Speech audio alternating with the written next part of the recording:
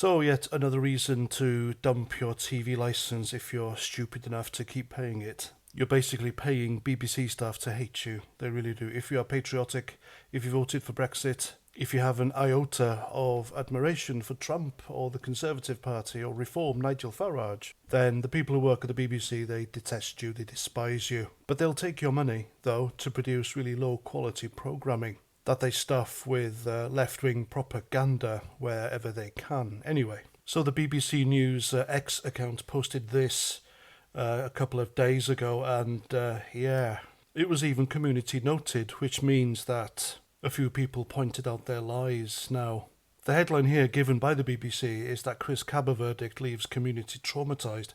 Which community would that be?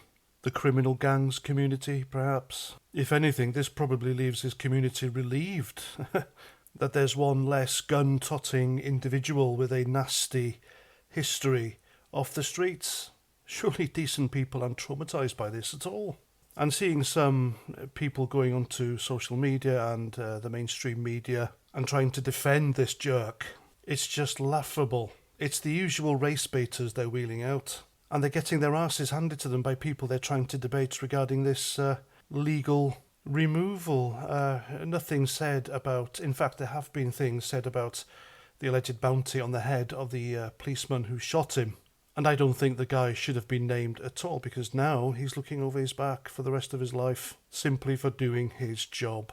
And any members of a community that feel upset over the killing of Chris Cabba, well, you need to look at yourselves, and you should have done better raising him. And yes, it does take a community or a society to raise a child at the end of the day. We're not talking about a God-fearing Christian. He wasn't a doctor, respected engineer, dentist, surgeon, electrician, technician. He was none of them. He was a core member of a criminal gang, and he enjoyed to shoot people. You know, that was his thing. And what about Chris Cabba's victims? Do they not matter? If anything, the community should be concerned about them, but they're not, are they? What we're seeing here is an attempt by some people to turn Chris Cabba into another George Floyd. They want to use his death as an excuse to burn, loot and murder and just cause chaos and mayhem on the streets. And for the BBC to be defending him and, putting a positive spin on his character like this, and blatantly lying because there is no evidence that the community is traumatised. It's the opinion of a journalist at the end of the day at the BBC. I think Jesus Christ was correct when he said that if you live by the sword, you die by the sword. Or in Chris Cabba's case, the gun. And the BBC should be absolutely ashamed of themselves, posting crap like this. But then again, lefties, socialists, Marxists, they feel no shame, do they? They are convinced that they are always in the right and hold the moral high ground. And so, to summarise, two men, one brought up right, one brought up wrong. One guy brought up to respect and serve society and his community. The other brought up in a culture of gangs, guns, violence and drugs. And yet, it's the man who was brought up right and did his job to protect society that's now looking over his shoulder for the rest of his life, demonised, villainised.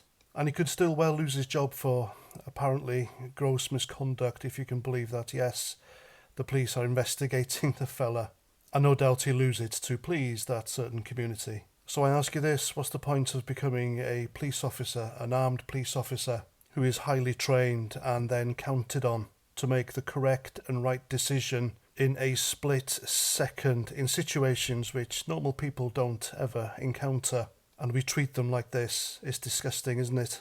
There's even a GoFundMe, apparently, for Chris Cabba's family, to raise money for emotional support. A career criminal with a long history of violent assaults, including 2 recent shootings.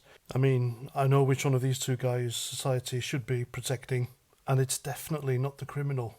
And there we go, I'm past 49. Thanks for listening, and until the next time, Roger Trout.